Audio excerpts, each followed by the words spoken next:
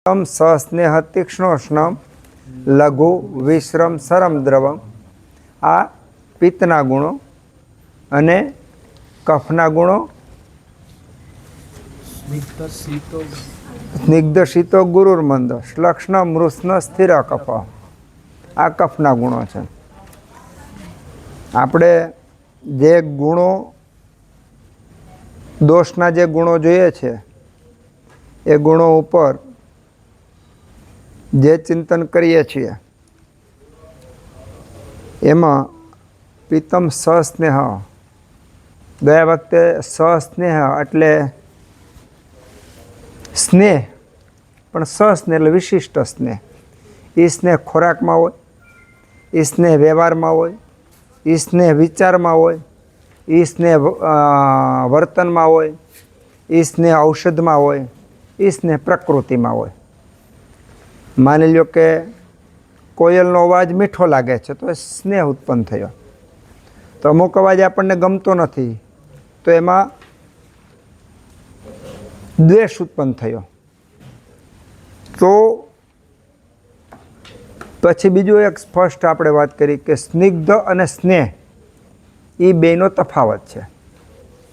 એ વાતો કરવાથી તો કદાચ નહીં સમજાય, ચિંતન કરવાથી વિભેદન થાય, પણ પ્રત્યક્ષ વિવેક બુદ્ધિ ક્યારે વિવેક બુદ્ધિ ઉત્પન્ન થાય ત્યારે આપણે એના વિભાગ પાડી શકીએ. વિવેક બુદ્ધિ એટલે સાર અને અસાર એનું આપણને બુદ્ધિ આવે કે આ સાર છે અને અસાર છે, તો શું કરવા યોગ્ય છે, શું કરવા યોગ્ય નથી. વિભેદક બુદ્ધિ. 10 અલગ અલગ કલર હોય તો 10 કલરને તમે અલગ અલગ ઓળખી શકો તેવી વિભેદક બુદ્ધિ, જે વિભાગ કરવાની બુદ્ધિ ઉત્પન્ન થાય અને એમાંથી પાછો આપણે નિર્ણય લઈ શકીએ એને વિવેક કહેવાય. તો જ્યારે વિવેક ઉત્પન્ન થાય ત્યારે કફનો સ્નિગ્ધ ગુણ અને પિત્તનો સ્નેહ ગુણ એ વચ્ચે તફાવત સમજાય. ત્યાં સુધી આ તફાવત સમજાય નહીં. એ સમજવા માટે ફરીવાર પાછું આપણે ઊંડું ઉતરવું પડે ને થોડી ઘણી વાતો આપણે ગયા વખતે આપણે કરી. એ સ્નેહ દૂધનો સ્નેહ માની લો, સ્નેહ દૂધમાં પણ છે, ઘીમાં પણ છે, માખણમાં પણ સ્નેહ ગુણ છે, શેરડીના રસમાં પણ છે, ગોળમાં પણ સ્નેહ ગુણ છે. તો આ બધાના, ખાંડ સાકરમાં છે, બદામમાં છે, કાજુમાં છે, ઘઉંમાં સ્નેહ છે. તો આ બધામાં સ્નેહ છે. બધાના સ્નેહ અલગ અલગ. એટલું જ નહીં, ઘઉંનો દાખલા તરીકે એક બોરી આખી 5 મણની બોરી ભરેલી હોય તો દરેકે દરેક દાણાની અંદર રહેલો સ્નેહ ગુણ પણ અલગ અલગ છે. આ એક સાયન્સ આપણે સમજ્યા. આ સાયન્સ સમજ્યા અને એનું કારણ પણ સમજ્યા કે એક વૃક્ષની અંદર કરોડો પાન હોય તો દરેક પાન અલગ અલગ છે અને એનું વિજ્ઞાન આપણે સમજ્યા શા માટે અલગ અલગ છે. તો એના ઉપરથી એક નવો સિદ્ધાંત આપણને સમજવા મળ્યો કે પૃથ્વી ઉપરની કોઈ પણ 2 વસ્તુ એક સરખી ન હોય. પૃથ્વી ઉપર કે બ્રહ્માંડ ઉપરની કોઈ પણ 2 વસ્તુ એક સરખી ન હોય. એ આપણને સિદ્ધાંત સમજવા મળ્યો. એનો અર્થ એવો થયો કે તમે માની લો કે એક પથ્થર હોય એના 10,000 કરોડ ટુકડા કરી નાખો તો કોઈ 2 ટુકડા સરખા ન હોય. દેખાવની રીતે કદાચ સરખા હોય પણ અંદરના બધા એના ફેરફાર હોય છે. આ સિદ્ધાંત આપણે ગયા વખતે થોડો ઘણો સમજ્યા. તો સસ્નેહ એટલે સ્નેહ. આજે જ મારી એક પેશન્ટ સાથે વાત થઈ કે પિત્તનું દર્દી છે એ ઠંડો ખોરાક લે તો પિત્ત શાંત થાય, ઠંડા વાતાવરણમાં રહીએ તો પિત્ત શાંત થાય, પણ વિચાર પણ એને ઠંડા કરવા પડે. જો ઠંડા વિચાર કરે તો જ એનામાં શીતતા ઉત્પન્ન થાય, બાકી શીતતા ઉત્પન્ન ન થાય. તો ઠંડા વિચાર એટલે કે જેમાં બીજાનું સારું કરતા હોય, પરોપકાર કરતા હોય.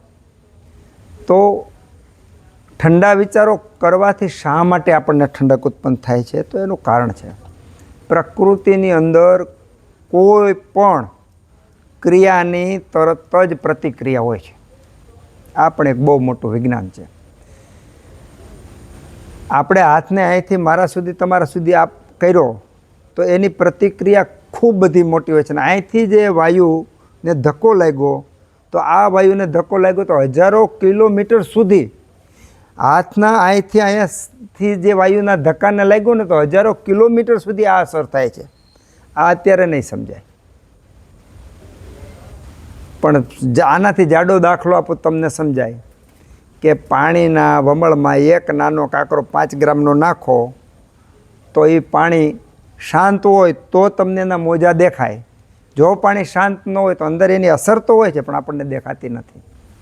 એમ સૂક્ષ્મમાં સૂક્ષ્મ ક્રિયાઓની પણ ખૂબ મોટી અસર હોય છે. એનાથી નવો સિદ્ધાંત એ છે કે સ્થૂળ કરતાં સૂક્ષ્મની અસર વધારે અને લાંબો સમય ટકે છે.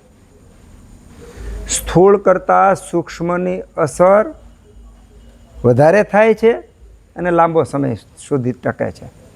તો હું સ્થૂળ રીતે દાખલા તરીકે તમને કાંઈ ઈજા પહોંચાડું તો એની અસર છે એના કરતાં હું શબ્દો દ્વારા તમને જે ઈજા પહોંચાડું તો શબ્દો દ્વારા એની ઈજા ઊંડી હોય અને લાંબો સમય સુધી ચાલે. શબ્દો કરતાં હું વિચારથી કરું, ચિંતનથી કરું, અભિશાપથી કરું તો એની અસર બહુ મોટી હોય છે. આજનું સાયન્સ કદાચ અભિશાપને કે આશીર્વાદને માને કે ન માને, એનાથી આ સિદ્ધાંત કાંઈ બુઠ્ઠો નથી થતો. સિદ્ધાંત તો અચળ છે. કોઈ વ્યક્તિ સિદ્ધાંતને સ્વીકારે કે ન સ્વીકારે એનાથી સિદ્ધાંતમાં કાંઈ ફેર પડતો નથી. આપણા ઋષિમુનિઓ અને આપણા પુરાણો વાંચીએ, રામાયણ છે, મહાભારત છે, વેદ, ઉપનિષદ કાંઈ પણ વાંચીએ તો એમાં 2 વસ્તુ ઉપર ખાસ આપણને જોવા મળે છે કે શાપ અને આશીર્વાદ. અને શાપ અને આશીર્વાદ ઉપર તો આખા જન્મો અને કર્મો નક્કી થાય એ આપણે વાંચીએ છીએ પણ આપણે સમજતા નથી. અને એના પરિણામે એ શબ્દો માત્ર આપણે સમજ્યા છીએ, અંદરથી આપણને એટલી અભિભૂતિ કે એટલી પ્રીત નથી થતી. તેનું કારણ એ છે કે આપણે એ માર્ગે ચિંતન નથી કર્યું. પહેલાં આપણે સમજવું પડે ને આપણે સમજીએ તો દર્દીને સમજાવી શકીએ.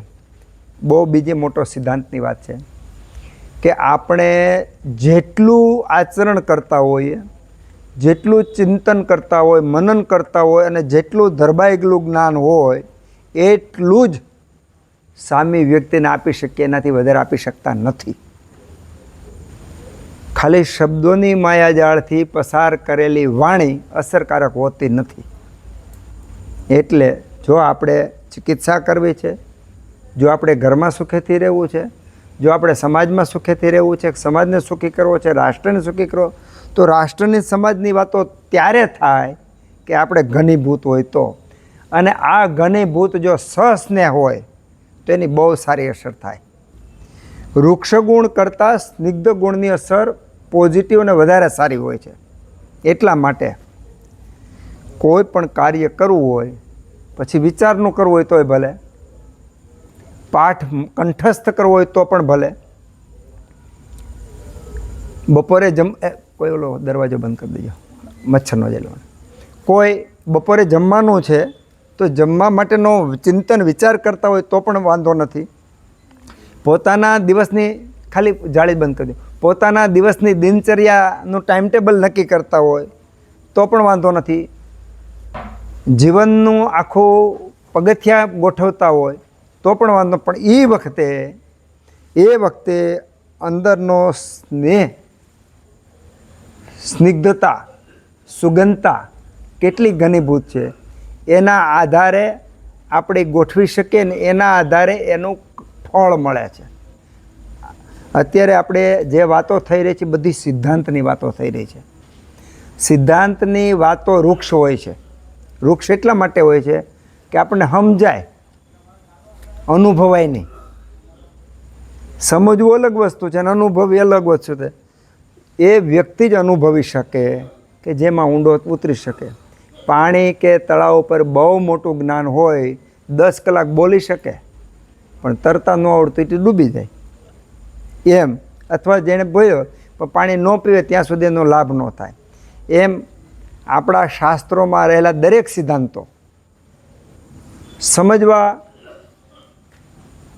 અને જે જ્ઞાનથી સંપાદિત કરો એમાં બેમાં ડિફરન્સ છે. ખાલી એકેન વિજ્ઞાતેન ઇદમ સર્વમ વિજાનાતિ. વિષ્ણુ શર્માને પ્રશ્ન પૂછ્યો નચિકેતાએ કે એવું તે શું છે કે જે એકને જાણવાથી બધું જાણી જાય, એને પ્રશ્ન પૂછ્યો નચિકેતાએ. તો વિષ્ણુ શર્માએ કીધું, એણે પ્રશ્ન પૂછ્યો કે એવું કયું છે કે એકેન વિજ્ઞાતેન ઇદમ સર્વમ વિજાનાતિ, બધું જાણવા મળે, બધું જ્ઞાન થઈ જાય. ત્યારે વિષ્ણુ શર્માએ સરસ મજાનો ઉત્તર આપ્યો કે આત્મજ્ઞાન. આત્મજ્ઞાન જો થઈ ગયું તો બધું જ્ઞાન મળી ગયું. એમ હવે જે હું બોલું છું એ એના જેવું જ છે. કોઈ પણ એક સિદ્ધાંતનું જ્ઞાન ઘનીભૂત થયું, કોઈ પણ એક સિદ્ધાંતનું જ્ઞાન ઘનીભૂત થયું તો બાકીના બધા સિદ્ધાંતોનું જ્ઞાન આવવા માંડે છે, ઘનીભૂત થવા માંડે છે. એવા પ્રસંગો ઊભા થાય છે, એવી જિજ્ઞાસા ઉત્પન્ન થાય છે, એવા શાસ્ત્રો સામે આવે છે, એવા પ્રસંગો સામે આવે છે, એવા ગુરુઓ સામે આવે છે, અને આપણામાં એ આવિર્ભાવ થાય છે. પણ કોઈ એકમાં આપણે ઊંડું ઉતરવું પડે. હવે પાછું બે વસ્તુ છે, પોઝિટિવ નેગેટિવ, કે સારા માર્ગે અને ખરાબ માર્ગે. સારા માર્ગે ઊંડો ઉતરેલો, ખરાબ માર્ગે. જે કોઈ પણ એક માર્ગે ગહન ઊંડો ઉતરી ગયો હોય તો જ્યારે ત્યાંથી પાછો વળે ત્યારે બીજા માર્ગે એટલો જ ઊંડો ઉતરે. એનો તમે દાખલો લઈ લો, વાલ્યો લૂંટારો. માણસની પરાકાષ્ઠા હતી એટલું પાપ કરતો હતો, એ જ વ્યક્તિ જ્યારે બદલો ત્યારે માણસની પરાકાષ્ઠા જેટલું એણે પ્રાપ્ત કર્યું. તો આ આત્માની અંદર રહેલી મન અને બુદ્ધિની શક્તિનો પરિચય આપણને આપે છે કે આપણે છીછરું જીવવું કે ઊંડું જીવવું. હું ને તમે 1 કલાક આપણે બેઠા તો 1 કલાક બેઠા એની અંદર આપણે અંદરની સંબંધો વાઇબ્રેશનની ઘનીભૂતતા કેટલી આપણે મેળવી. તો જે આ ઘનીભૂતતા છે, જે આ સંવેદના છે,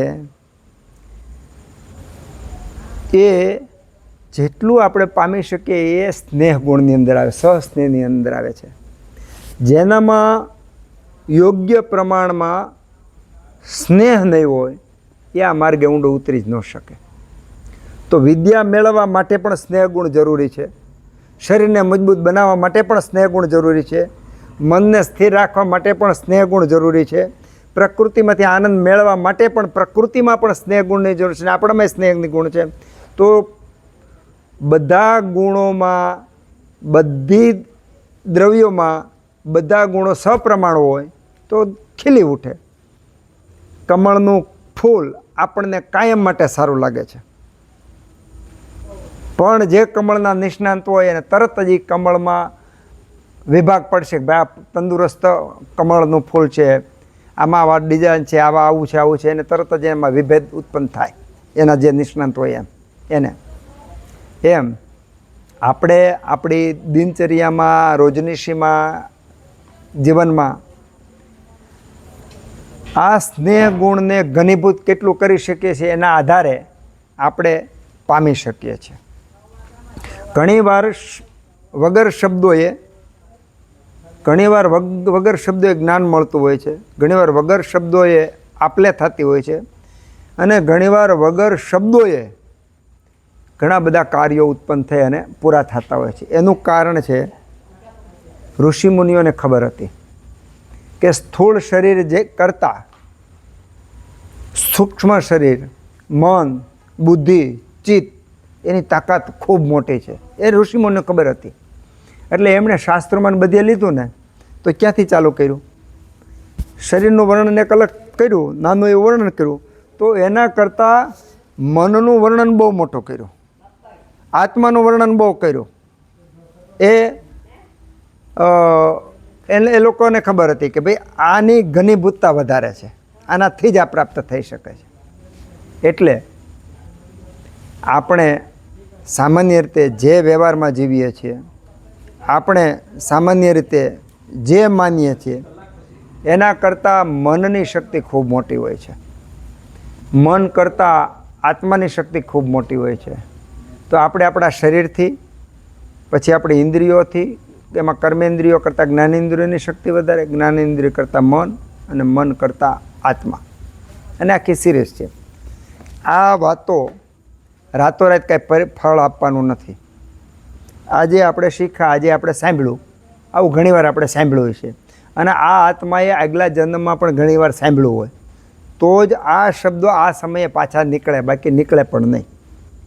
એક બીજો સિદ્ધાંત છે કે જ્યારે કોઈ પણ શાસ્ત્ર જ્યારે આપણે ભણતા હોય, વાંચતા હોય, શીખતા હોય, શીખવાડતા હોય, ત્યારે જોજો સૂક્ષ્મ શરીર કેટલા લેવલ સુધી કામ કરે છે. સિદ્ધાંતની આપણે વાતો કરીએ છીએ તો લખનાર અષ્ટાંગ દાખલા તરીકે હોય, ચરક સંહિતા હોય, સુશ્રુત સંહિતા હોય, વાલ્મીકી રામાયણ હોય, મહાભારત હોય, કોઈ પણ હોય પુસ્તકો, પછી પાંડુરંગ દાદા હોય તોય ભલે, રામ શર્મા આચાર્ય હોય તોય ભલે, ગાંધી બાપુ, કોઈ પણ હોય લેખકો કે હોય,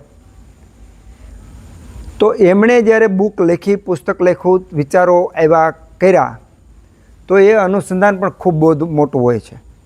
અને જ્યારે આપણે ભણીએ છીએ ત્યારે જ્યારે આપણામાં સહસ્નેહ ગુણ પ્રમાણમાં હોય, આ બધા ગુણો પ્રમાણમાં હોય અને આપણું મન ને ચિત્ત બરાબર પ્રમાણમાં હોય, ત્યારે હવે સાંભળવા જેવું છે, ત્યારે જે ગ્રંથનો કર્તા છે એનો આત્મા દુનિયાના કોઈ પણ છેડે હશે, એ તમારી અંદર આવી અને પોતાને જે વાત કેવી છે એ તમારા દ્વારા, તમારા વિચારો દ્વારા આવશે. આ વાત માણસોને સ્વીકારવી અઘરી છે, પણ આ વાસ્તવિક, આ સિદ્ધાંતની વાત છે અને આ સૂક્ષ્મની વાત છે, સ્થૂળની વાત નથી. સૂક્ષ્મ સિવાય શક્ય જ નથી કે આમાં ઊંડું શક્ય છે. 1 કલાક પછી, 1 કલાક પછી તો બેસી જાઓ. 1 કલાક પછી તો આપણે સ્નેહ ગુણને સમજવા માટે, અનુભવવા માટે, સારવાર માટે ઉપયોગ કરવા હોય તો એટલો સમજવો જોઈએ. હવે એક બીજો પ્રશ્ન થાય કે ડૉક્ટરો, એન્જિનિયરો, જ્યોતિષવિદો, આયુર્વેદમાં, હોમિયોપેથિકમાં બધા માસ્ટર કરે, પહેલાં બેચલર કરે, પછી માસ્ટર કરે, પછી PhD કરે, છતાં જેનામાં આ ગુણોની ખામી હોય એમાં સુગંધ નહીં આવે. જેનામાં આ ગુણો આવ્યા એમાં કદાચ ડિગ્રી નહીં હોય તોય પણ સુગંધ આવશે. આવતું ભવિષ્ય ડિગ્રીનું નથી, આવતું ભવિષ્ય આ સુગંધનું છે. અને આ સુગંધ આ ગુણોમાં કેટલી ઘનીભૂતતાથી આપણે જીવી શકીએ છીએ એમાં છે. મને ખ્યાલ છે કે મારે તમને જે કહેવું છે એ તમે 5% સમજ્યા છો, છતાં પણ એટલું ઘણું છે. કાળક્રમે જ્યારે આ વસ્તુ રિપીટ થશે, દર્શન થશે, સંવેદના આવશે, ત્યારે આ શબ્દો યાદ આવશે અને ત્યારે આપણે સરખામણી કરવા અથવા આપણા જીવનમાં ઘટવા માંડે. ક્યારેક આપણું મન, બુદ્ધિ, ચિત્ત એટલા સ્થિર હોય છે, એ વખતે આપણે સંવેદના વધુમાં વધુ અનુભવતા હોય છે. ત્યારે આવી સાંભળેલી, જોયેલી કે વાંચેલી વાતો આપણે એને સરખામણી કરતા હોઈએ છીએ. આ એક સંસ્કાર છે. તમે ઘરમાં પ્રવેશ કરો અને પંખો 5 ઉપર ચાલતો હોય તો પંખાને 3 પાંખિયા હોય, 4 પાંખિયા હોય, 5 પાંખિયા હોય, પણ ફરતા પંખાના પાંખિયા તમે ગણી નહીં શકો. આ તો આપણે હજારો વાર જોયો છે એટલે કઈ ખબર પડે 3 પાંખિયા છે એટલે આપણે કઈ બાને 3 પાંખિયા હશે, પણ ચાલુ પંખાએ પાંખિયા ગણી શકાતા નથી. કારણ કે 1 સેકન્ડમાં 16 વખત પરિભ્રમણ કરે એટલે એ આપણને ચિત્ર છે એ વિડીયોમાં કન્વર્ટ થઈ જાય. જેવી રીતે આપણે પિક્ચર જોઈએ છીએ તો પિક્ચરમાં બધા ચિત્રોનો સરવાળો ભેગો થાય એટલે ફિલ્મ બની જાય છે. એમ સંસ્કાર થયા, એમ આ સંસ્કાર જેમ વધુ રિપીટ થશે એમ આ વિડીયો બનશે, અંદર સ્થાપિત થાય અને પછી આપણને સમજાશે. એટલે આ ગુણો ઉપર જ આપણે ઊંડા જઈશું. પછી એટલું ઊંડું એટલે નહીં જઈ શકીએ તો ઘણું લાંબુ ચાલશે, પણ ગુણો પર ઊંડું જવું એટલા માટે મને જરૂરી લાગે છે કે ગુણો નહીં સમજાય તો આપણે આયુર્વેદને નહીં સમજી શકીએ, ગુણો નહીં સમજાય તો આપણા શરીરના શાસ્ત્રને નહીં સમજી શકીએ, આ ગુણો નહીં સમજાય તો આપણે ચિકિત્સાને નહીં સમજી શકીએ, અને ગુણો ન સમજાય તો આપણે સુખ દુઃખને પણ નહીં સમજી શકીએ. જીવનમાં કોઈ પણ વ્યક્તિ એવી નથી કે જેમાં સુખ અને દુઃખ ન આવતા હોય. જીવનમાં સુખ અને દુઃખ ન હોય તો વ્યક્તિ જ નથી. કારણ કે મનનો ગુણ છે કે વિચાર ગ્લાનિ કારકમ, કારણ કે વાયુ પ્રધાન ગુણ છે. વિચાર ગ્લાનિ કારકમ, એ વિચાર ઉત્પન્ન થાય અને ગ્લાનિ પણ થાય, બધાને થાય. પણ જેનામાં સ્નેહ ગુણ વધારે છે, જેનામાં જેટલા પ્રમાણમાં સ્નેહ ગુણ સપ્રમાણ સતત છે, એનામાં વિચારની ઉત્પત્તિ પ્રમાણમાં ઓછી, ધીમી અથવા બંધ. એવી જ રીતે ગ્લાનિ ધીમી, ઓછી અથવા બંધ. અને આના હજારો વર્ષો સુધી આપણા ઋષિ મુનિએ પ્રયોગો કર્યા, સાધનાઓ કરી, અને એક સ્થિતિ એ પહોંચ્યા કે વિચાર અને ગ્લાનિ જીરો કરી નાખ્યા. એને આપણે સિદ્ધ અવસ્થા કહીએ, એને આપણે સમાધિ અવસ્થા, જે શબ્દો આપી શકાય. પણ આ ગુણની અંદર, વાયુપિત્ત કફના ગુણની અંદર આ બધા સિદ્ધાંતો પડેલા છે. આ સિદ્ધાંતો આપણને પશુઓમાં પણ આ સિદ્ધાંતો લાગુ પડે, પ્રાણીઓમાં પણ લાગુ પડે. બીજી એક મોટી વાત સરસ છે કે સિદ્ધાંત સત્ય હોવો જોઈએ. સત્ય કોને કહેવાય? કે જે ભૂતકાળમાં જે હતું એ જ વર્તમાનમાં એ નિયમ લાગે, ભૂતકાળમાં પણ એ જ નિયમ લાગે. એને સત્ય કહેવાય. અને જે આવા સિદ્ધાંતો સત્ય સિદ્ધાંતો હોય એ વિદ્યા ક્યારેય નાશ પામતી નથી. કારણ કે એ વિદ્યા હંમેશા સત્ય હશે, ત્રણે ત્રણ કાળમાં સત્ય છે. તો આપણે જે અત્યારે અધ્યયન કરીએ છીએ આ વિદ્યા સત્ય છે. કારણ કે જેવી રીતે ગીતા આખી સિદ્ધાંત ઉપર બનેલી, કે વાર્તા નથી ગીતામાં, એ તો વાર્તા આપણને દેખાય. આયુર્વેદ આખે આખું સિદ્ધાંત ઉપર રહેલું છે, ક્યાંય વાર્તા નથી. ન સમજાય વાત જોઈએ કે ઝાડા બંધ કરવા માટે આપણે બીલી ચૂર્ણ વાપરીએ, એ આપણે સીધે સીધું સમજ્યા છીએ. પણ ત્યાં સિદ્ધાંત લાગ્યો. સિદ્ધાંત વગર એક પણ વાત નથી. ક્યારે પાણી પીવું? પાણી પીવા માટે બહુ મોટું વિજ્ઞાન છે. ખાવા માટે મોટું વિજ્ઞાન છે. સૂવા માટે મોટું વિજ્ઞાન છે. વિચાર કરવા માટે મોટું વિજ્ઞાન છે. સામું જોવા માટેનું બહુ મોટું વિજ્ઞાન છે. બોલવા માટેનું વિજ્ઞાન છે. સાંભળવા માટેનું બહુ મોટું અંદર સાયન્સ પડેલું છે. હવામાંથી આવતો સ્પર્શ, એ સ્પર્શને જે અનુભવ કરવો, એ સ્પર્શના પ્રકારોને એ પણ બહુ મોટું વિજ્ઞાન છે. આપણી આજુબાજુમાં આપણા પર્યાવરણમાં રહેલા જે જીવજંતુઓ છે, કે પછી કીડી મકોડી જતા હોય તો ભલે, કૂતરું બિલાડું જતા હોય તો ભલે, માણસો બધા બેઠા હોય તો ભલે, સારી ને ખરાબ વ્યક્તિ બેઠી હોય તો ભલે, તો આ જે એનર્જી, આ જે એકબીજાના શરીરના અથડામણ છે, એમાંથી ઉત્પન્ન થતી સંવેદનાઓ છે. તો જેવી રીતે દરિયાની અંદર મોજા ગગન ગાજતા હોય, વાવાઝોડું હોય દરિયાની અંદર, અને જે સ્થિતિ ત્યાં થતી હોય એ સ્થિતિ વિરુદ્ધ એનર્જીવાળી વ્યક્તિ બેઠી હોય ને ત્યારે એવી થતી હોય. તો જે વ્યક્તિ એ વખતે એને અનુભવી શકતો હોય એને ખ્યાલ હોય. બાકી જેમણે જિંદગીમાં આવું અનુભવ નથી કર્યો તો એવી વ્યક્તિને ખ્યાલ નહીં આવે. પણ અસર તો જરૂર થાય છે, એના સારા કે પોઝિટિવ અસર તો થાય જ છે. આટલું ઊંડું આપણે આ દોષો અને એના ગુણોમાં જવું જોઈએ. દોષ શા માટે કહેવાય? જો ખરેખર તો ગુણ જ કહેવો જોઈએ. ગુણોથી સરવાળો થાય તો એનો ગુણ જ હોય. વૃક્ષ, લઘુ, શીત, ખર, સૂક્ષ્મ, ચલો, આ ગુણ છે. હવે આ ગુણથી બન્યું એને આપણે શું કીધો? દોષ કીધો. જો આ ગુણથી બન્યો એનો દોષ કીધો. અને પાછો ગુણ શેમાંથી બન્યો? વૃક્ષ, લઘુ, શીત, ખર, સૂક્ષ્મ, ગુણ શેમાંથી બન્યો? જે ગુણ બન્યો એ પંચમહાભૂત મહત્તત્વ આગળ સૂક્ષ્મમાં ગયું.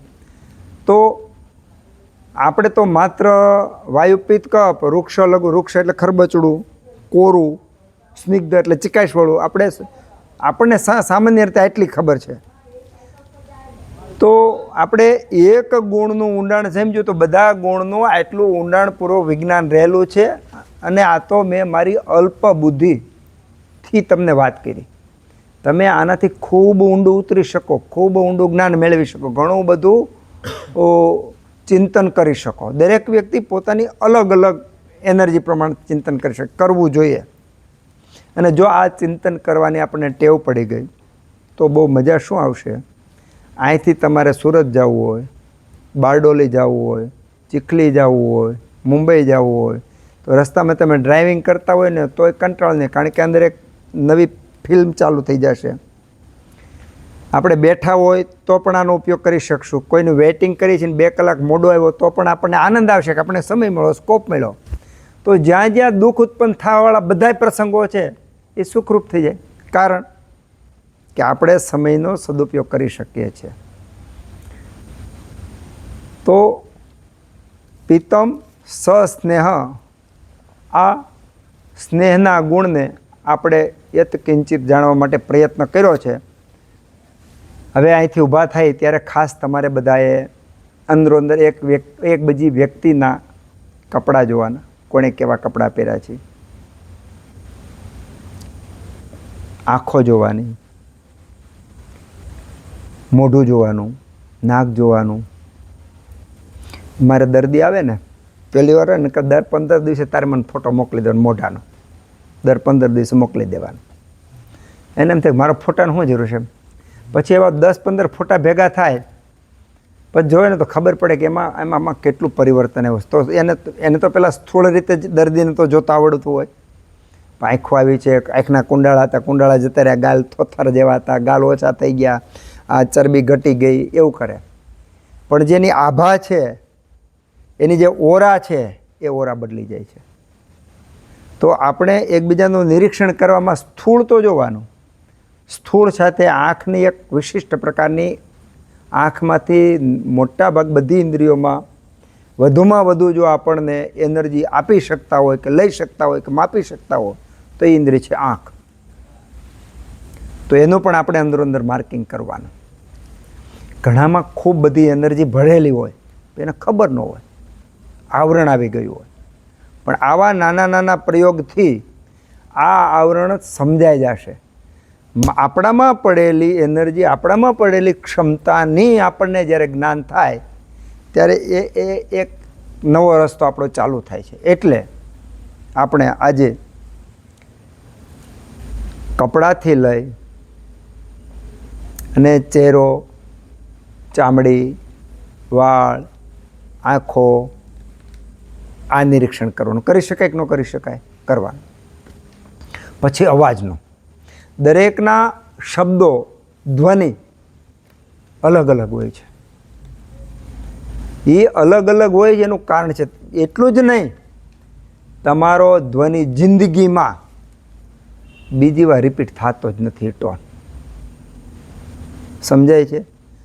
જે શબ્દનો એકવાર ધ્વનિ નીકળો, એની જે હૃદય શરીરની સ્પંદનમાંથી જે માત્રા નીકળી, એવો સૂર, એવો અવાજ, એ ટોન, એ પ્રભાવ જિંદગીમાં બીજી વાર ક્યારેય રિપીટ થતો જ નથી. આવડું મોટા સાયન્સની વચ્ચે જીવીએ છીએ એનો અર્થ એ 24 કલાક અહો આશ્ચર્ય વચ્ચે જીવીએ છીએ. આશ્ચર્ય થવું જોઈએ. જેવી રીતે નાનું બાળક આપણે ઘરમાં આવે ને તો ક્યાંક ટીંગાતું હોય તો રાજી થઈ જાય ને, આમ જિજ્ઞાસુ થઈ જાય છે. તો જો આપણને આ દ્રષ્ટિ આવે તો આપણામાં ક્ષણે ક્ષણે જિજ્ઞાસાનો આનંદ આવે. કારણ કે સતત નવીન. એક ઘરમાં રહેવાથી માણસ કંટાળી જાય. 5-7 વર્ષ થાય એટલે રિનોવેશન ચાલુ થાય અને આમ ચાલુ શું કામ ચાલુ કરે? કંટાળી ગયો છે, એને નવું જોઈએ છે. આ કાળા પડદા હતા, હવે ધોળા નાખે, લાંબા ટૂંકા હતા પહેલાં કરે ને અહીંયા કરે, ડાઇનિંગ ટેબલ હતું અહીંયા ફેરવે. શું કામ ફેરવે છે? નવીનતા જોઈએ છે. નવીનતા શા માટે જોઈએ છે? કે જેમાં છે એમાં નવીનતા લાગતી નથી. આપણે આપણી જિંદગીથી કંટાળી એટલે જઈએ છીએ. આપણી જિંદગીની અંદર આપણને નવીનતા નથી લાગતી. આપણા ઘરના સભ્યોમાં આપણને નવીનતા નથી લાગતી. મિત્રોમાં નવીનતા નથી લાગતી. શિબિરમાં જઈએ ને તો ઘણા તો કે સાહેબ આપણે તો ત્યાં જઈએ એવા છીએ, ત્યાં તો ડુંગરા નદી જ હોય, એને નવીનતા નથી લાગતી. જ્યાં ચિંતન, ચિત્ત અને ઇન્દ્રિયોની સ્થિરતા ભેગી ન થાય ત્યાં તમને સુખ ઉત્પન્ન ન થાય. પછી કોઈ પણ વસ્તુ હોય. અને જ્યાં આ ભેગું થાય, ચિંતન કરતી વખતે મન ને બધું સ્થિર થયું હોય, એક વસ્તુ લાખ વાર રિપીટ થાય તોય તમને નવીનતા, આપણને નવીનતા લાગે. કારણ એ વખતે આપણે જે સ્થિતિમાં એ વખતે એ સ્થિતિ, એ એનર્જી, એ વસ્તુને આપણે માણતા હોઈએ છીએ. અને એને આપણા ઋષિમુનિઓ એણે વર્તમાનમાં જીવો એવો શબ્દ આપ્યો. એણે વર્તમાનમાં જીવો એવો શબ્દ આપ્યો છે, અથવા જાગૃત, હોશ, એવા અલગ અલગ શબ્દો આપ્યા છે. પણ વાસ્તવિકતા એ છે કે આપણો શબ્દ જિંદગીમાં બીજી વાર રિપીટ નથી થતો.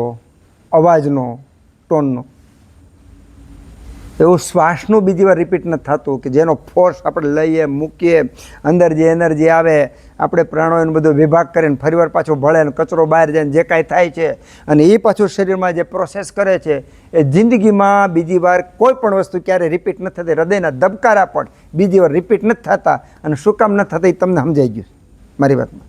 એક પણ વસ્તુ રિપીટ નથી થતી. એનો અર્થ એવો કે ક્ષણે ક્ષણે બધું નવીન છે. આપણામાં ક્ષણે ક્ષણે નવીન છે. એક વાયુનો સ્પર્શ અહીંયા પસાર થઈને પાછો નીકળી ગયો તો બીજી વાર એ સંવેદના પાછી જિંદગીમાં મળતી નથી. બીજું કે આપણે સ્મૃતિના પગથિયા જોયા હતા આગળ, કે એ કેવું પાણીની અંદર તમે લીટો કરો, એક માટીમાં લીટો કરો, એક કાદવમાં લીટો કરો, અને કોન્ક્રીટ સિમેન્ટનો માલ તૈયાર હોય એમાં લીટો કરો, તો ચારે ચારમાં પાણીમાં તરત ભૂહાઈ જાય, માટીમાં પવન આવે તો ઉડીને ભૂસાઈ જાય. કાદવની અંદર પડેલો કાળક્રમે 2-4 મહિનામાં કાદવ જ્યારે છૂટો પડે, માટી બને ત્યારે છૂટો પડે. અને જ્યારે માટી કોન્ક્રીટનું સિમેન્ટનો માલ ભેગો કરેલો છે એમાં કરેલો લીટો લાંબો સમય ચાલે છે. એ બીજી રીતે આપણે જે સંવેદના અનુભવીએ, હું એને સંવેદના શબ્દ અત્યારે નામ આપું છું, સંવેદના અનુભવીએ, પછી આંખથી આપણે જોતા હોય તોય ભલે, જે સિદ્ધાંત શ્વાસને લાગ્યો, જે સિદ્ધાંત શબ્દને લાગ્યો, એ જ સિદ્ધાંત આંખને લાગે છે. કે આંખથી જોયેલી વસ્તુ, માની લો કે હું થાંભલો જોઉં છું, તો જોયેલો થાંભલો આપણને દરરોજ એક જ લાગે છે, પણ એક હોતો નથી. સવારે સૂર્યોદય આપણે જોઈએ છીએ, દરરોજ એક સૂર્યોદય હોતો નથી. તો એનું કારણ આપણે સિદ્ધાંત જોયા કે આજુબાજુના વાયુના, પંચમહાભૂતના, તત્વોના, ગ્રહોના જે દબાણ, પરિસ્થિતિ, પરિબળો, એના ઉપસ્થિતિ, એના પરિણામે એમાં ફેરફાર હોય છે. તો સતત અને નિત્ય નવીન આવું જીવન આપણને જે મળ્યું છે, આવું પરિવર્તન પશુ પક્ષી પ્રાણીમાં પણ છે. હવે મજા બેમાં તફાવત શું છે? જો આપણે મનુષ્ય થઈ અને આ સતત નવીનતા, પછી સ્પર્શની હોય તો ભલે, ચક્ષુની હોય તો ભલે, વાકની હોય તો ભલે, કર્ણની હોય તો ભલે, આ નવીનતા સતત અનુભવીએ અને અનુભવતા આપણે ઊંડાણમાં જઈએ, અને ઊંડાણમાં જઈને ઘનીભૂત થાય ને ચિત્તની સાથે, વિચારની સાથે, ઇન્દ્રિયોની સાથે એક સૂત્રતા કરી અને જે ફળ પ્રાપ્ત થાય એ અલગ છે. અને બીજી બાજુ આપણે પશુ પક્ષીને પ્રાણી લ્યો તો દાખલા તરીકે કૂતરું ને કોઈ દી તમે દુઃખી જોયું? ઘોડા બિલાડાને દુઃખી થતા જોયા? એટલું જ નહીં, 2 બિલાડા બાજતા હોય ને ત્યારે તમે જોઈજો, ક્યારેય દુઃખી નહીં હોય. એટલું જ નહીં, એક બિલાડું, એક કૂતરું બિલાડા ઉપર એટેક કરવા જાય છે, બિલાડું ભયભીત અવસ્થામાં છે, એ અવસ્થામાં પણ આપણે જોઈએ ત્યારે ખબર પડે કે આ લોકો કયા એંગલ સુધી જીવે છે. એ લોકો આપણું જેટલું મન સૂક્ષ્મ નથી છતાં પણ સંવેદનાને વર્તમાનમાં મોસ્ટ ઓફ જીવે છે. એટલા માટે ત્યાં એટલો ફેર છે. માણસમાં શા માટે ફેર છે? કે જે આપણે વાયુના, પિત્તના અને કફના જે ગુણો બતાવ્યા, એ ગુણોમાં ઘનીભૂત નથી થતો. એટલું જ નહીં, પણ આપણે સરવાળો બાદબાકી કરી અને નવું વિચારથી ઉમેરીએ છીએ. વિચારથી ઉમેરવાને પરિણામે જે સંવેદના આપણે અનુભવી છે, સંવેદનાને આપણે ખંડિત કરી નાખીએ છીએ.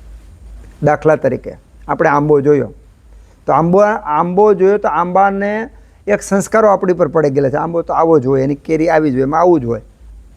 તો એના પરિણામે આપણે જ્યારે કેરી ખાઈએ છીએ ત્યારે જે કેરીનો સ્વાદ ને પરાકાષ્ઠા હોય ને એ તમારી ધારણા કરતાં વધારે હોય ને તો તમને મજા આવશે.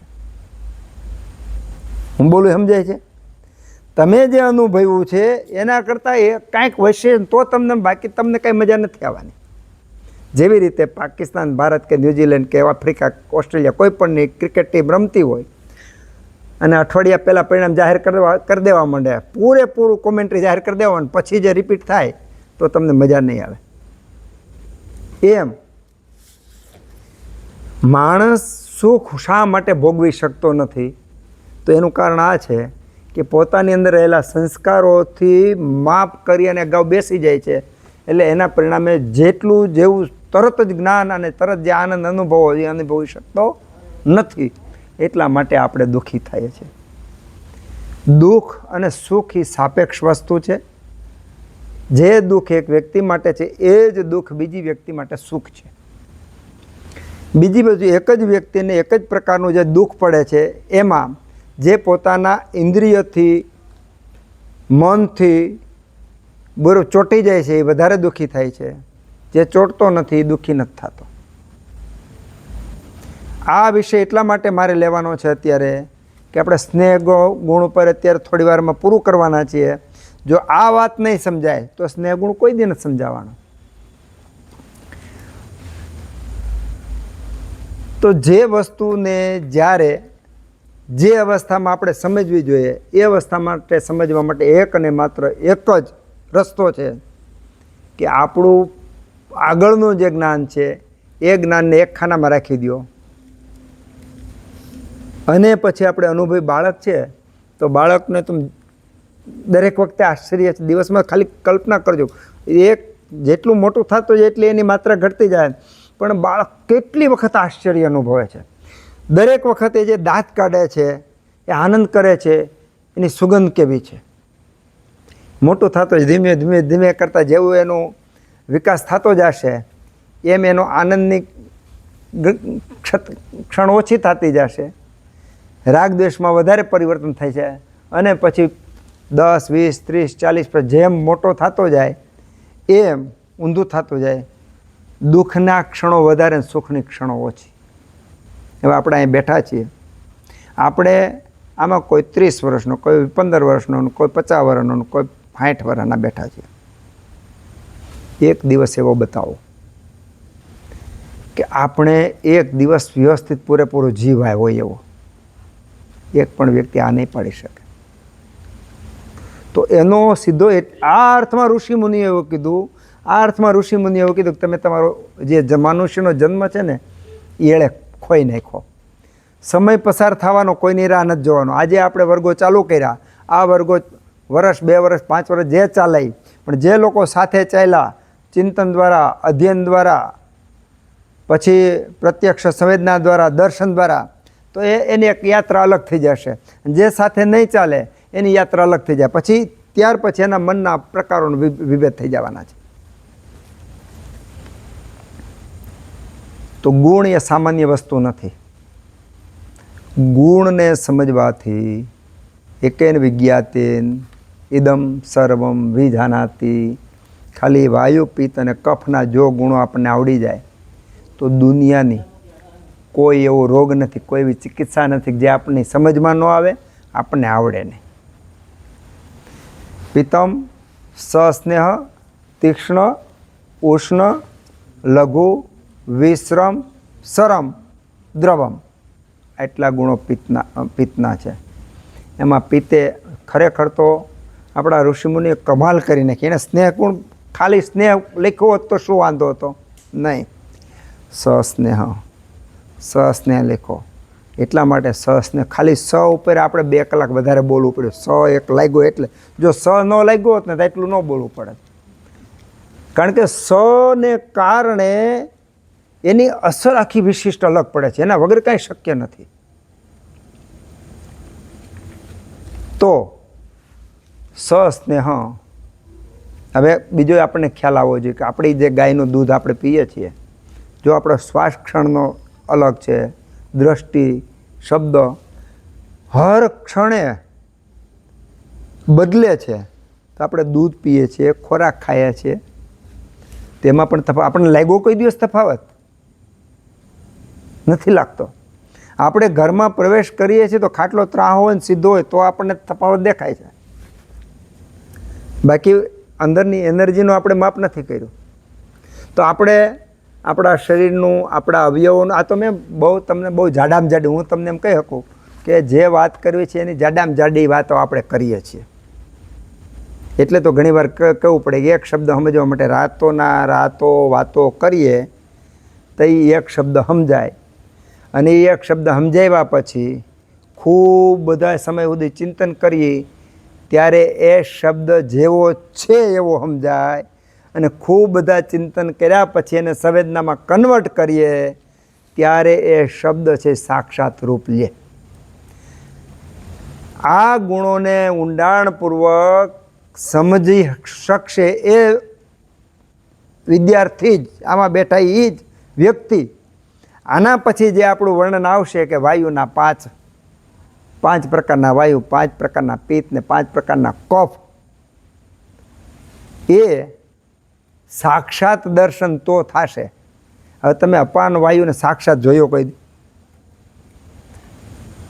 આપણે તો કોઈ પણ યજ્ઞ હોય, કથા હોય તો વ્યાનાય સ્વાહા, અપાનાય સ્વાહા, સમાનાય સ્વાહા, પ્રાણાય સ્વાહા બોલે છે ને, ઉદાનાય સ્વાહા. તો આપણે તો દેવતાઓને જે સ્થૂળ કે સૂક્ષ્મ રૂપે જે સતત છે એને આપણે સામાન્ય રીતે આપણે આહુતિઓને બધું આપીએ છીએ. તેનો અર્થ સીધો એવો થયો કે આ તો છે જ, અને આપણે પાછા જોયા નથી. તો જે આ ગુણો ચાલે છે, આ ગુણોને તમે જેટલા સમજશો, સમજ્યા પછી પ્રત્યક્ષ રૂપે ચિંતન કરી અને સંવેદનામાં લાવવા પ્રયત્ન કરશો, એટલા જ આના પછી જે આપણે સમજવાના છે 5 પ્રકારના વાયુ, 5 પ્રકારના પિત્ત, 5 પ્રકારના કફ, એ કફને જેવા છે એવા યત્કિંચિત આપણે સમજી શકીશું.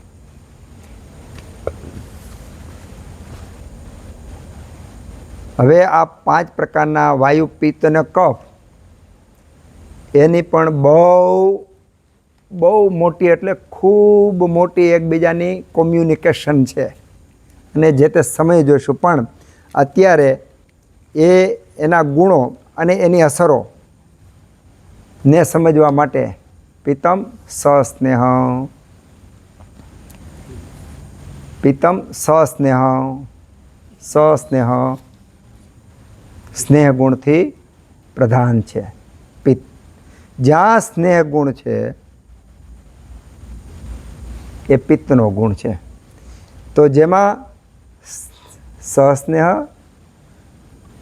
તીક્ષ્ણ, ઉષ્ણ, લઘુ, વિસ્ર અને સર અને દ્રવ, આટલા ગુણો જ્યાં હોય ત્યાં પિત્ત હોય. સમજાણું? તમે સીધું આ પિત્ત છે એવું નહીં કહી શકો, પિત્ત છે એવું નહીં કહી શકો. આ ગુણો છે એ પિત્ત છે. ખાટલાને 4 પાયા છે તો 4 પાયા અને ભરેલો સૂઈ શકાય એટલે ખાટલો, આ એના વ્યાખ્યા થઈ. એવી જ રીતના પિત્તના આટલા ગુણો છે એ પિત્ત છે. હવે બીજું એક પણ બહુ મોટી વાત છે, વિશ્વની, દુનિયાની, બ્રહ્માંડ કે પ્રકૃતિક બોલો. પ્રકૃતિ શબ્દ જ્યારે બોલશો એટલે તમારે એ સમજી લેવાનું કે અનંત, હજારો, લાખો, કરોડો, અબજો બ્રહ્માંડો, ત્યાં આપણે પ્રકૃતિ શબ્દ બોલશું. કારણ કે આ આપણી પ્રકૃતિ છે, ઓલી મોટી પ્રકૃતિ, ઓલી મોટી પ્રકૃતિ, એકબીજાને આધારે જે જીવતા એને પ્રકૃતિ કહેવાય. એટલે મોટો અર્થ આપણે પ્રકૃતિ શબ્દ બોલીએ છીએ. પ્રકૃતિમાં ક્યાંય પણ કોપી પેસ્ટ નથી. એટલે જે સ્નિગ્ધતા એકમાં છે એ સ્નિગ્ધતા ક્યાંય પાછી બીજામાં મળવાની નથી. એ સ્નિગ્ધને કારણે જે ઉત્પન્ન થતા રિફ્લેક્સ, પોઝિટિવ નેગેટિવ, એ ક્યારેય બીજી વાર રિપીટ થતા નથી. અત્યાર સુધી આપણે સ્નિગ્ધ ગુણ એટલે સારો, સ્નિગ્ધ ગુણ એટલે આનંદ આપનાર, સ્નિગ્ધ ગુણ એટલે સંઘર્ષ ટાળનાર, સ્નિગ્ધ ગુણ એટલે વિચાર બંધ કરનાર, સ્નિગ્ધ ગુણ એટલે પ્રેમ આપનાર કે પ્રેમ ઉત્પન્ન કરનાર, સ્નિગ્ધ ગુણ એટલે અખંડને આનંદ આપનાર એવી રીતે આપણે સમજ્યા છીએ, પણ આ અડધું જ છે. એનાથી બીજું તદ્દન ઊંધું છે કે જેનામાં આ ગુણ વધારે છે, જેનામાં આ ગુણની અતિ થઈ ગઈ છે, એ વ્યક્તિ માટે આ જ સ્નિગ્ધ ગુણ છે એ દુઃખરૂપ છે. સામાન્ય રીતે 3 સ્થિતિ હોય છે, આમ તો 4 સ્થિતિ, પણ પેલી સમ, જ્યાં જેવું જેમ હોવું જોઈએ એમ હોય એને સમ કહેવાય. પછી હીન, જ્યાં જેટલી જરૂર છે એના કરતાં ઓછું હોય એને હીન કહેવાય. અતિ એટલે જ્યાં જેટલું જેમ હોવું જોઈએ એનાથી વધારે હોય એને અતિ કહેવાય. અને ઓછું ભલે હોય, વધારે હોય, સમ હોય પણ વિકૃત હોય, બગડેલું હોય તો એને દુષ્ટ કહેવાય. આ 4 શબ્દ એવા છે કે એમાં સમ જે શબ્દ છે એ સમ શબ્દ સુખ ઉત્પન્ન કરનાર છે. એટલે 4 સ્થિતિમાં સમ સ્થિતિ સુખ ઉત્પન્ન કરનાર છે, સુખ આપનાર છે. બાકીની બધી સ્થિતિ દુઃખ ઉત્પન્ન કરનાર છે, દુઃખ આપનાર છે. દુઃખ કોને કહેવાય? કે જ્યાં તમારી અનુકૂળતા પ્રમાણે જે વાતાવરણ ન હોય, જે વિચાર ન હોય, જે વ્યક્તિ ન હોય, ત્યાં તમને અણગમો ઉત્પન્ન થાય, દ્વેષ ઉત્પન્ન થાય, એને આપણે સામાન્ય રીતે દુઃખ શબ્દ આપીએ છીએ. દાખલા તરીકે આપણને માથામાં અત્યારે કાંઈ વાંધો નથી, સુખની ઉત્પત્તિ થાય, પણ માથાનો દુખાવો ચાલુ થાય તો દુઃખ ઉત્પન્ન થાય છે. તો પિત્તનો સસ્નેહ ગુણ પૂરી સૃષ્ટિને સુખ, સ્નેહ, પ્રેમ, આનંદ આપનાર છે. પણ જો એમાં હીન, મિથ્યા, અતિ આવી સ્થિતિ હોય તો એ વિકૃતિ ઉત્પન્ન કરનાર છે, દુઃખ ઉત્પન્ન કરનાર છે, રોગ ઉત્પન્ન કરનાર છે. તો જે વ્યક્તિમાં સસ્નેહ ગુણ ઓછો હોય, એ વ્યક્તિમાં સ્નેહ વધારે જાય તો એને સુખ ઉત્પન્ન, એનો રોગ દૂર થઈ જાય. મેં તમને વાત કરી ત્યાં જે ચાલુ થયું કાર્યક્રમમાં કે એક જે પેશન્ટ હતી એને એવી વાત કરી કે ભાઈ શીત ઔષધ લેવાના. બહુ અત્યારે તો મોટા ભાગના બહુ ગરમી 7-8 દિવસથી ગરમી ભયંકર પડે છે. એના પરિણામે જે પિત્ત પ્રકૃતિવાળા છે, વિદગ્ધા જીર્ણવાળા છે, પિત્ત વૃદ્ધિવાળા છે, એ વ્યક્તિ વધારે હેરાન થાય છે. બીજું એક સમજવા જેવું છે, જોજો તમે સમજો.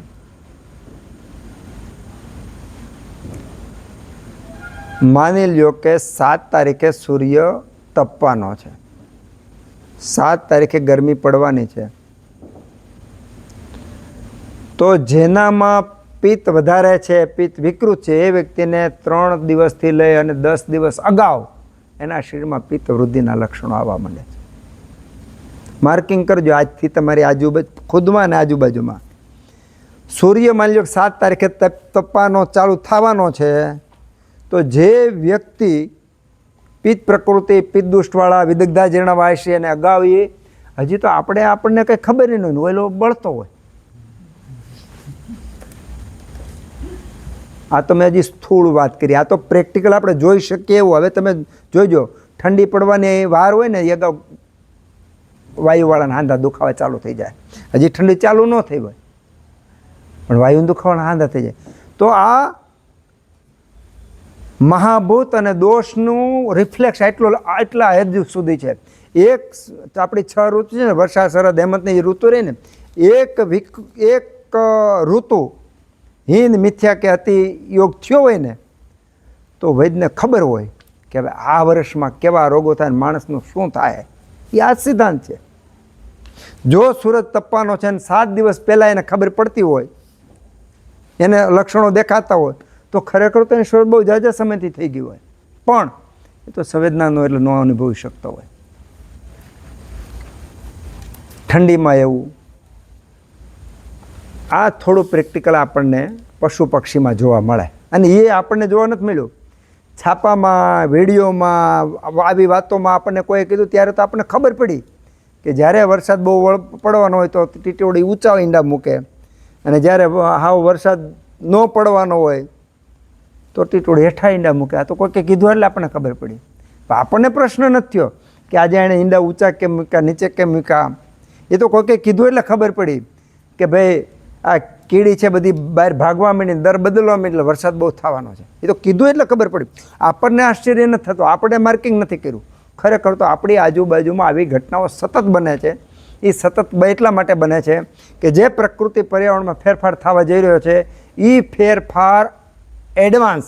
મેં ન કીધું મારો હાથ અહીંથી અહીંયા સુધી પહોંચ્યો તો એના કારણે વાયુને જે ધક્કો લાગ્યો એ હજારો કિલોમીટર સુધી વાયુના ધક્કાને અસર પડી હોય. અને કોઈ એવું યંત્ર સૂક્ષ્મમાં સૂક્ષ્મ યંત્ર જો ગોઠવી દેવામાં આવે તો ખબર પડે કે આની ફ્રીક્વન્સીથી કેટલી વાયુ સુધી ક્યાં કેટલો ફેલાવ્યો હોય. તો તમે ખાલી કલ્પના કરો કે એક વસ્તુથી આવું થતું હોય તો લાખો કરોડો અબજો આવા કાર્યો એક સાથે થાય છે. તો આ શરીરમાં, આ પર્યાવરણમાં, આ બ્રહ્માંડમાં કેટલી હદ સુધી ચહલ પહલ થાય છે. આપણે તો ખાલી મહાભારતનું યુદ્ધ કેસેટ દ્વારા જોઈ તો આપણને આશ્ચર્ય થઈ જાય છે. તો એના કરતાં એક મહાભારત કરતાં હજારો ગણું યુદ્ધ આપણા શરીરની અંદર સતત ચાલુ છે. હજારો મહાભારતનું એક હારે ચાલુ હોય ને એવું તો આપણા શરીરમાં સતત ચાલુ છે. એમાંય અર્જુનને દુર્યોધનને બધાય છે, કૃષ્ણને બધાય અંદર છે. પણ જો આ ગુણોને સમજવામાં આવે તો પછી કૃષ્ણ દેખાય, તો વિશ્વરૂપ દેખાય, તો અર્જુનનો વિષાદ ભાવ દેખાય, તો એમાં શૂરવીરતા પ્રકૃતિ, તો આ બધું દેખાય. એટલા માટે યથા પિંડે તથા બ્રહ્માંડે કીધું છે. આપણા શરીરમાં આવું છે, આપણી આજુબાજુમાં પ્રકૃતિમાં પર્યાવરણમાં આવા સતત બદલાવો થઈ રહ્યા છે. તો આ દ્રષ્ટિ એક જો કેળવાય તો અને માત્ર તો જ આ ગુણોને સમજાય, અને આ ગુણોને સમજાય તો જ આપણે સારામાં સારું જીવન જીવી શકીએ, સારામાં સારા ચિકિત્સક થઈ શકીએ. એટલા માટે ઘણીવાર અમે વાતો કરીએ છીએ કે વૈદ્યના અંદર સત્વગુણ પ્રધાન હોય, પરોપકાર જીવન હોય અને ઉર્જાવાન એટલે કે ઓરાવાળો જે વ્યક્તિ હોય, સાધનાવાળો હોય, એ વ્યક્તિ સારી ને સાચી રીતે ચિકિત્સા કરી શકે. કારણ કે દર્દી વૈદ્યની પાસે આવે છે, એક રોગ લઈને આવે છે. જ્યારે વૈદ્ય એ દર્દીના રોગ, દાખલા તરીકે ખંભાનો દુખાવો લઈને આવ્યો છે, તો ખંભાના દુખાવાની સાથે પૂરા શરીરમાં જિંદગીભર આવતા રોગો દૂર કરવાની જવાબદારી વૈદ્યની છે. એની સ્થૂળ ઇન્દ્રિયોના રોગો દૂર કરવાની જવાબદારી વૈદ્યની છે. જ્ઞાનેન્દ્રિયોની રોગો દૂર કરવાની જવાબદારી વૈદ્યની છે. મનને વિચારના રોગો દૂર કરવાની જવાબદારી વૈદ્યની છે. અને આત્માના રોગો દૂર કરવાની જવાબદારી પણ વૈદ્યની છે. એટલે વૈદ્યની ભૂમિકા નાની સૂની નથી. વૈદ્ય પૂજાય છે એટલા માટે પૂજાય છે કે આટલી બધી જવાબદારી છે એને. એટલા માટે આ વિદ્યા જે વ્યક્તિ આને પાત્ર હશે, કારણ કે એ ધગધગતો પારો હોય, ઉકળતો પારો હોય, પારાનું નામ તો તમે મર્ક્યુરી સાંભળ્યું ને, એ બહુ ઊંચા તાપમાને તો ઉકળે પહેલાં. હવે એ એવા પાત્રમાં જ નાખી શકાય કે જે ઓગળે નહીં, નહીંતર સામાન્ય તમે ગમે એમાં નાખી ઓગળી જાય. એમ આ વિદ્યા આમાં જેવી છે એવી વિદ્યા એવા પાત્રમાં જ ટકે કે જે પાત્ર એને યોગ્ય છે. એટલા માટે આપણે આપણું પાત્ર એવું બનાવવા માટે, કારણ કે આ વિદ્યા નાની સૂની નથી, પહેલાં તો હું તમને કહું. અને એ હું તમને પહેલાં સેશનમાં કીધું હતું કે નાના બાળકને જે એકડો ઘૂંટાવી છે એ રીતે આ એકડો ઘૂંટાય છે. હજી તો સાઇન થીટા કોસ થીટા તો બાકી છે, એ પ્રમેય ને એ બધું તો બાકી છે. એ ત્યારે સમજાય કે જો આપણે એકડો, 100 એકડા, 12 આખડી એવું બધું સમજાય હોય તો આપણને એ ગણિતને બધું સમજાય ને વાંચતા આવડે. અને આનો એક જ ઉપાય છે, ચિંતન મનન. જે માર્ગે જવું છે એ માર્ગના પુસ્તકો, એ માર્ગના વિચારો, એ માર્ગના વ્યક્તિ, એ સત્સંગ વધારે કરવાનો. એને પ્રસંગ શબ્દ આપ્યો, એ પ્રસંગ વધારે કરવાનો. તો અને માત્ર તો જ એ છૂટે નહીં. પ્રસંગ શબ્દ આપણે દોરીમાં સમજ્યા હતા કાથાની દોરી જે કરે ને એને જે વળ દેતા જાય અને પાછો વળ દેતા જાય, વળ દેતા જાય ને વળ દેતા જાય, પછી છૂટી મૂકી દો તો એ ખુલે નહીં, એ એમ જ રહે. એમ એવો પ્રસંગ પડે પછી એ વ્યક્તિ જ્યાં હોય ત્યાં પણ એ એવા નવા નવા નવા નવા વ્યક્તિઓનું નિર્માણ કરી શકે. અને ભગવાને આપણને આ ક્ષમતા આપેલી છે. હું તો એવું માનું છું ભગવાને આપણને આ જવાબદારી આપી છે. હવે આપણને જવાબદારી આપી તો એમનેમ તો આપે નહીં. મારે છે ને કામ કરવા 7-8-10 છોકરીઓ આવતી હોય ત્યારે બનાવતા હોય ને, એમાં 1-2 છોકરીઓને વધારે કામ ચીંધીએ. એટલે ઘણીવાર એને એમ થાય કે મને શું કામ વધારે કામ ચીંધે. હું કહું તને વધારે આવડે છે, હું તને જે કહું ને એ તું તરત સમજી શકે છે, એટલે હું તને વધારે કામ સોંપું છું. એમ ભગવાન આપણને જવાબદારી એટલે આપે છે. સમજાઈ ગયું? તો આપણી એક નૈતિક જવાબદારી છે કે જ્યાં જેવું જેમ છે એવું સમજવા માટે આપણે અધ્યયન કરવું. તો પિતમ સસ્નેહ, સ્નેહને સમ પ્રમાણે રાખવું. વિષમ પ્રમાણે હીન હોય, અતિ હોય કે મિથ્યા હોય તો એને સમ કેમ કરવું, એ જો આપણને એ આવડી ગયું તો કોઈ પણ રોગ છે આપણે દૂર કરી શકીએ. અને એ દૂર કરવા માટે પાછું સ્થૂળ, સૂક્ષ્મ ને કારણ, આ 3 રીતેની ચિકિત્સા થતી હોય છે. એ ચિકિત્સા સાથે સાથે આહાર દ્વારા, ઔષધ દ્વારા અને વિહાર દ્વારા એ ચિકિત્સા થતી હોય છે. એ ચિકિત્સા પાછી શરીર ઉપર થતી હોય, મન ઉપર થતી હોય. એ જે પરિણામ આવવાના છે એમાં દોષજ, દૈવજ અને મિક્ષ. તો જે શરીરની અંદર જે રોગો પડેલા છે એ વાયુ, પિત્ત, કફને કારણે, આહાર વિહાર, મિથ્યા આહાર વિહારને કારણે ઉત્પન્ન થયેલા હોય અને તમે ચિકિત્સા કરો તો બહુ ફટાફટ ઝડપથી સારા થઈ જશે. પણ એની જ અંદર જો માની લો દૈવયોગ, કર્મયોગ, આપણા આગલા જન્મના કે ભૂતકાળની અંદર આપણે જે ભૂલો કરી છે મન દ્વારા કે પેલા, અને એ કર્મ દ્વારા અંદર આવ્યા અને એ સાથે હોય તો એ કર્મ પૂરું થાય પછી જ એનો મોક્ષ થાય છે. એ દૈવજ અને આ દોષજ બે ભેગા હોય તો તમે જે ચિકિત્સા કરો છો એનું ફળ 50% જ મળે. જો દોષજમાં તરત જ ફળ મળે, દોષ કર્મજમાં ધીમું ધીમું, જેટલું જે દોષ પ્રધાન દોષ જ પ્રધાન હોય તો વધારે ફળ મળે, કર્મ જ પ્રધાન હોય તો ઓછું ફળ મળે. અને એકલું કર્મ જ હોય તો તમે તૂટી જાઓ તો પણ પરિણામ ન મળે. હવે વૈદ્ય આ શીખવું પડે કે આને જે રોગ છે દોષજ છે, દોષ કર્મશ છે કે કર્મશ છે. ચિકિત્સા તો 3ની છે, દોષજની પણ છે, દોષ કર્મજની ને કર્મજની પણ. આયુર્વેદમાં આપેલું જ છે. આયુર્વેદમાં એક પણ વસ્તુ એવી નથી જેનો ઉપાય ન હોય. તો આ દોષજ, દોષ કર્મજ અને કર્મજ, આ 3ની ચિકિત્સા જે સારામાં સારી રીતે કરી શકે વૈદ, એ વૈદ ખુદ ભગવાન ધન્વંતરી એને કહી શકાય, એને નારાયણનું સ્વરૂપ કહી શકાય, એને પરમેશ્વરનું સ્વરૂપ કહી શકાય. કારણ કે એ વ્યક્તિ પરોપકારાય માત્ર બીજા વ્યક્તિઓ માટે જીવતું હશે. ઈશ્વરે એનું નિમણું કર્યું. જેવી રીતે પથ્થર તો લાખો કરોડો હોય, પણ એક પથ્થરને પસંદ કરીને મૂર્તિમાં મૂકે એ હજારો લાખો માણસોને સુખ ઓલી શાંતિ આપતો હોય છે મંદિરમાં પધરાવેલો. એમ ભગવાનને આપણે પ્રાર્થના કરીએ કે આપણને આપણી પાત્રતા એવી આપે કે જેના કારણે આ જે બ્રહ્મજ્ઞાન છે, આયુર્વેદનું જ્ઞાન છે, બ્રહ્મજ્ઞાન છે, આ બ્રહ્મજ્ઞાનનું નિરૂપણ કરવા માટે, આરોપણ કરવા માટે, રાખવા માટે, હાચવવા માટે, ફેલાવવા માટે આપણો ઉપયોગ કરે. સામાન્ય રીતે આપવું હોય, દાન કરવું હોય તો ઉત્તમ ને શ્રેષ્ઠ વસ્તુનું દાન કરે. તમે જ્યારે કોઈ પણ પ્રતિજ્ઞા લ્યો છો ત્યારે ખાવાની લેતી જે વધુ બધું ભાવતું હોય એ નહીં ખાવાની તમે પ્રતિજ્ઞા લ્યો તો એ સાચી.